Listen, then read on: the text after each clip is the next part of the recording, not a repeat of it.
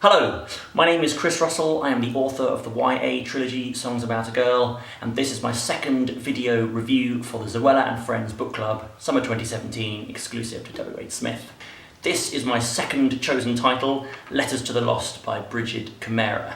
Now, as you'll see, it has its own very special exclusive W.H. Smith Zoella Book Club cover. This is only available in W.H. Smith, and I think we can agree it looks pretty delicious. Yellow and pink, two of my favourite colours.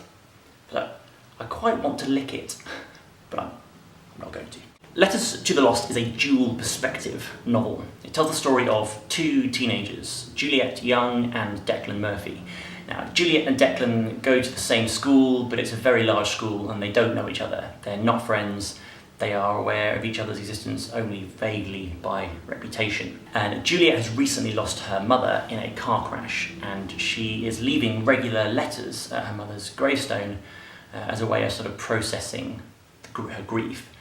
Meanwhile, Declan is doing community service in the same cemetery for a crime that he has committed, and one day he finds one of Juliet's letters, and he opens it and he reads it, and it sparks something in him, and he writes a little reply.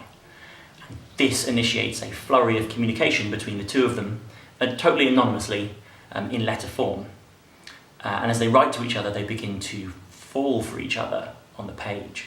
Meanwhile, they also start bumping into each other in real life, in person, in the school, and they develop this kind of unusual, kind of spiky friendship in tandem with the relationship that's developing between them in their letters. This book gripped me right from the start. And the thing that really propels you through the pages is this sort of bittersweet tension of these two teenagers not realising that they are writing to each other, and you're just waiting for the moment that it all comes out in the open, and it's kind of sort of satisfying and frustrating at the same time.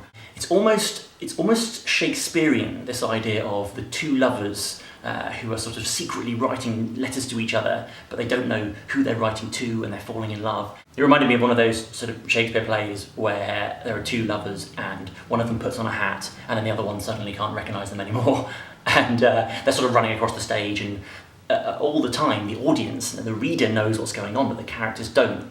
And that's what you get in this book, and it's so effective. And you get this kind of fizzing romantic heat all the way through it as a result.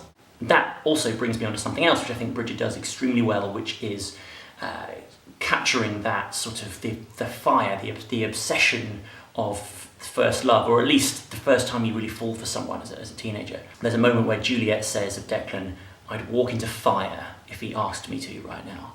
You have these two characters who in some senses are on opposite ends of the spectrum.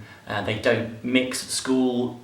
Juliet is aware of Declan only really in so much as she's a little bit afraid of him. She's heard about his apparent misdemeanours.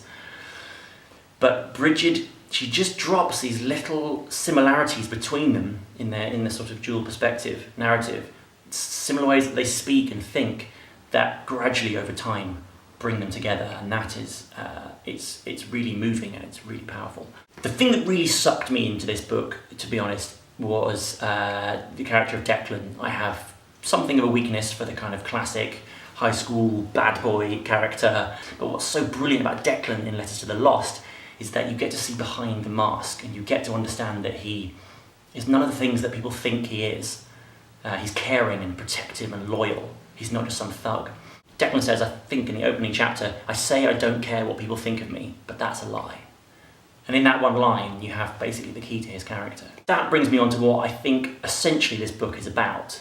It's about being misunderstood, and it's about the way that we tend to judge people on a single snapshot of their lives. So I think that if you are a person who feels misunderstood, if you feel like those around you, whether it's at school or it's at college, if you feel like those people don't understand you and they don't see you for who you really are, I think this book will have a lot to say for you. It's invited a lot of comparisons to All the Bright Places, which is by fellow Zoella Book Club friend Jennifer Niven.